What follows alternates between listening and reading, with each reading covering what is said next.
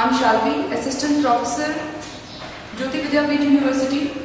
In the last class, we dealt about prehistoric age, in which we talked about different phases of Stone Age.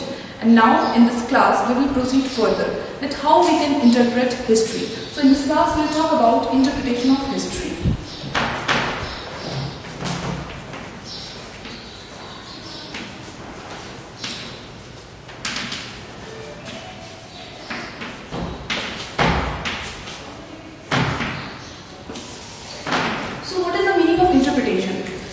Interpretation means to understand something, interpret, how you interpret something, how you make something out, how you just understand that what has happened in the past.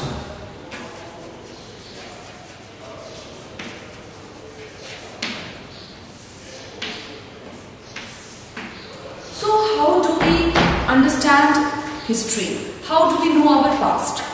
So it is very easy for us. Not that easy. I mean to say that our history is divided basically into three parts. The first one being ancient past, the second one being medieval, and the third one being modern India. So basically we will be talking about in context of India only. So it becomes quite easier for us to know about our modern India as the India got independence few years back. But when we talk about ancient history, so it becomes very difficult to make out things that what has happened in the past. So what comes for the rescue? The sources. Sources. These sources we call Shrot in Hindi. These sources help us to know about our past, especially the ancient past. So these sources help us in the interpretation of our history. So, these sources are further divided into few parts. The first one being literary sources.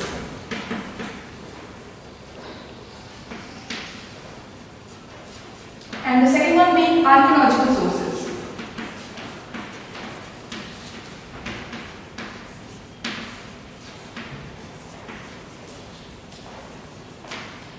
So, when we talk about literary sources, so the word literary has come out from the word literature. What does literature means? Literature in Hindi we call Sahitya. So in Hindi, these sources are known as Sahitik Shrot. The use of words, the books, the manuscripts.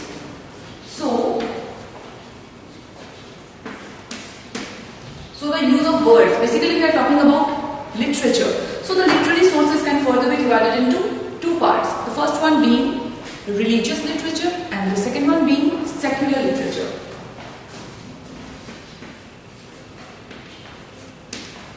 Religious literature and the second one being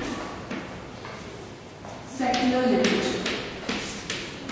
So you can easily understand from the word written over there, religious means there is something about religion. So when we talk about Vedas, basically there are four types of Vedas: Rig Ved, Yajur Ved, Samved and Atharvaved. So these four literatures, they talk basically about the religion, the hymns, that how they praised God at that point of time. So there are several other literatures like when we talk about this.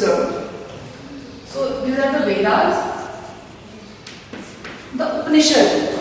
The further when we stretch Vedas, then we could get to know about Upanishads. Then secular literature. India is a secular country. What does secular mean? It means dharma nirpeksh. There is no state religion. No religion is prominent. So secular literature means this kind of literature. I mean secular literature, this kind of literature, secular literature doesn't include anything related to religion. It's just about your morals, moral values. When we talk about Jatak tales. So, in this, different types of stories have been mentioned that talks about the morals, how we should live our life, truthfulness, love, compassion, devotion, and all sort of things. Then, this was the literary sources. Now come to archaeological sources. Archaeological sources means your material things, material remains.